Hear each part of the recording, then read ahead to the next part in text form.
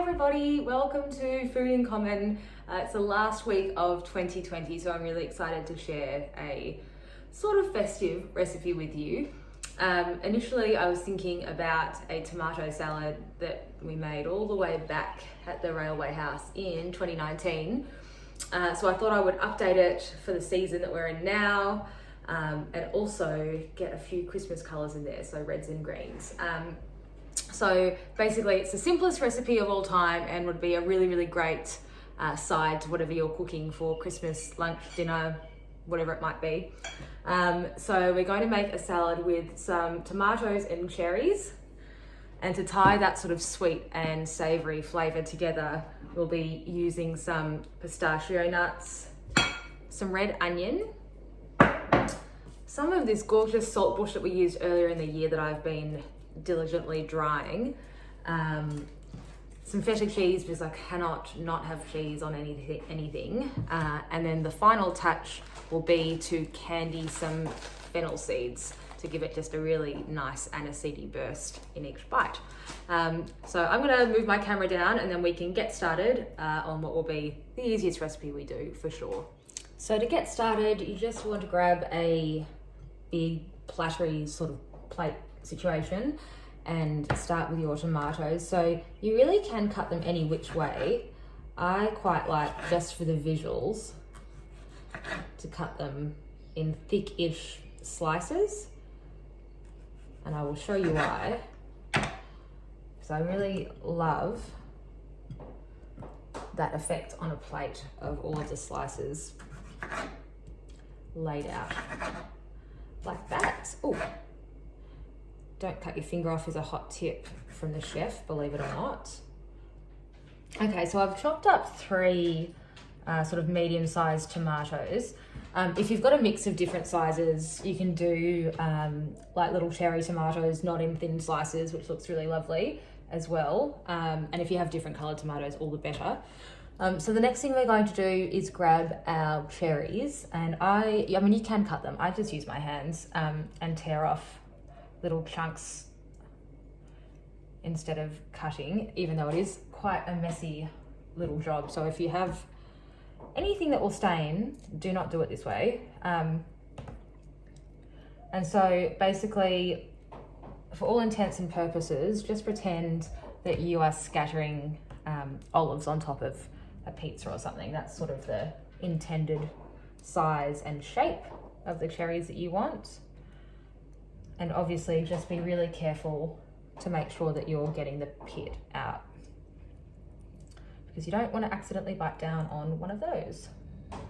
And I don't know if you can hear in the background, my dog is truly tempted by what is happening up here, or so she believes, and she's possibly going to bark and cause a scene, so apologies if that happens.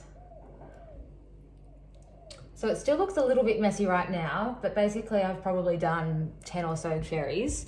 Next step is to get our red onion, and again, you really don't need much of this at all, and totally up to you how you cut it. I'm going to do thin slices.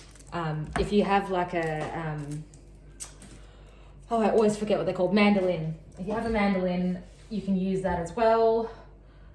I do, but I really cannot be bothered, so I'm just going to go in with a little serrated knife and do really thin half moons, and it's up to you how much onion flavour you like. I really love the taste of raw onion, but I know it's not for everybody.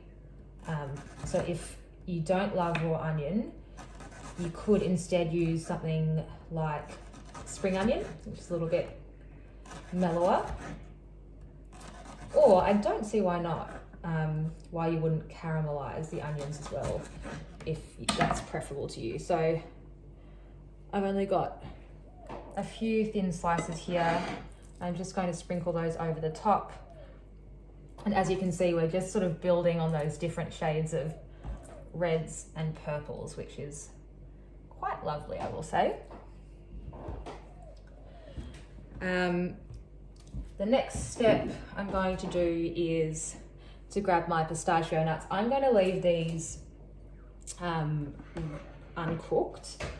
Again, if you like the taste of toasted pistachios more than you do raw, by all means give them a quick toast over low heat in a pan for a couple of minutes.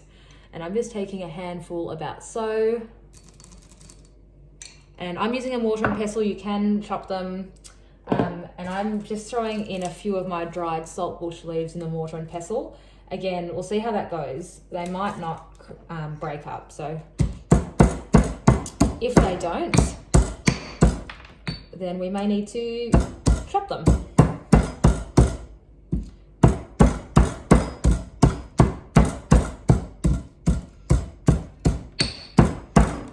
Okay, so I don't want to totally pulverize my pistachios. I just want there to be a bit of a rough texture. And I'm just going in over the top with my fingers and tearing those saltbush leaves that didn't get broken up. But if you can see in there now, there's just like a bit of some whole pistachio still and some more of a crumb. And I'm just going to, again, use my hands and just sprinkle that over the top.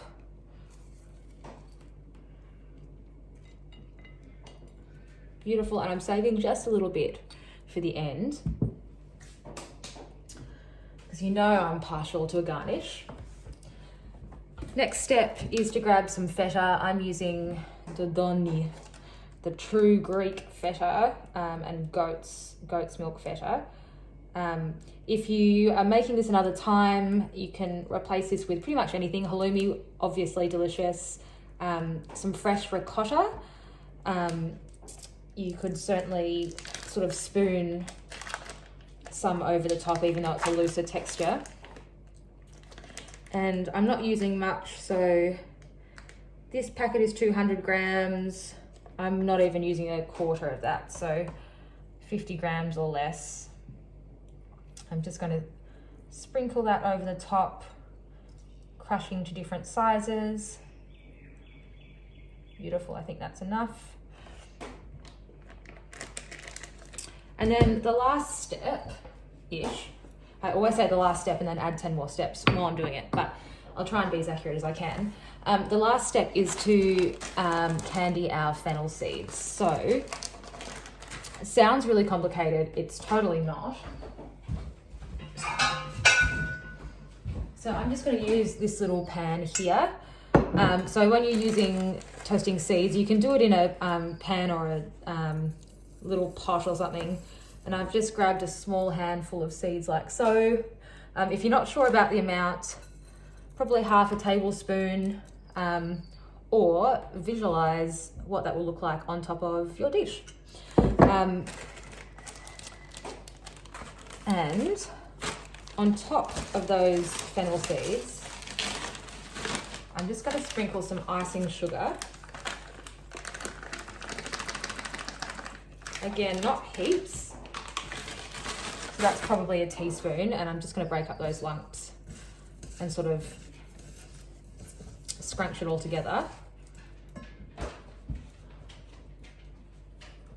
And if you are cooking for more than one person, feel free to not use your hands as much, but because it's just me, it doesn't really matter. So that's what it looks like before we put it on the heat. And I'm just going to go do that now, and then we can watch it caramelize together.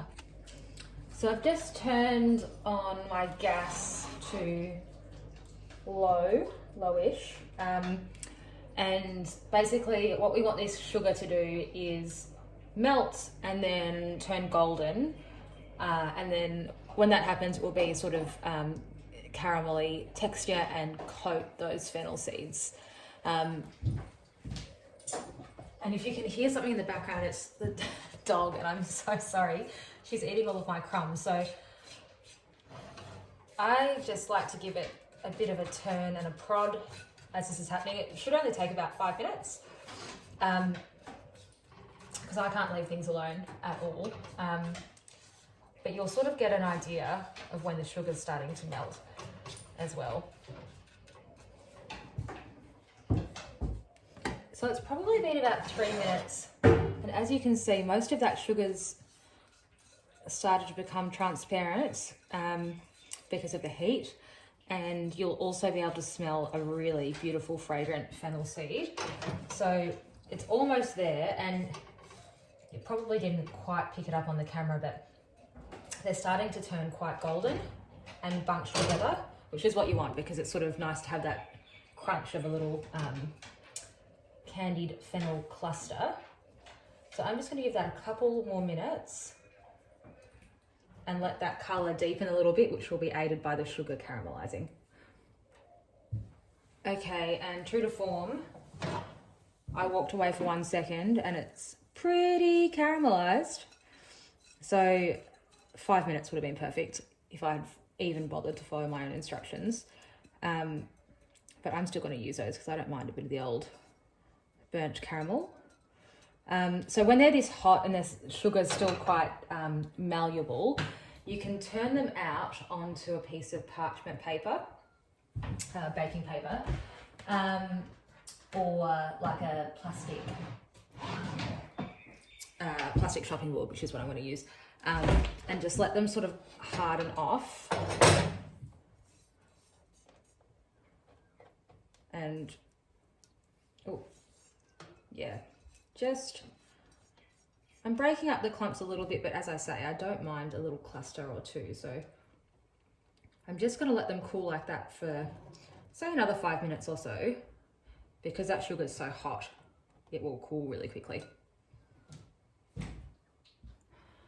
Cool, so the last thing I'm going to do is just grab my cooled candied fennel seeds and sprinkle them over the top. As I said before, I think that crunch to begin with, the sweetness and the aniseed bite along with the saltbush will be a really interesting combination. And then just to get some of that bright colour back on top, I'm going to use the rest of the pistachio and saltbush and sprinkle to make sure there's some of that lighter green on top. And by way of dressing, I'm just going to give it a touch of olive oil, just to moisten it up, not because I actually want there to be much olive oil flavour. And I'm not going to salt it because of the feta. If you quite like salt, then you can salt the tomato slices before, so the salt's sort of where in the dish you want it to be. And then I'm just wiping away the rest of the pepper. It's not a very clean plate, I'm afraid. And that is our incredibly festive salad.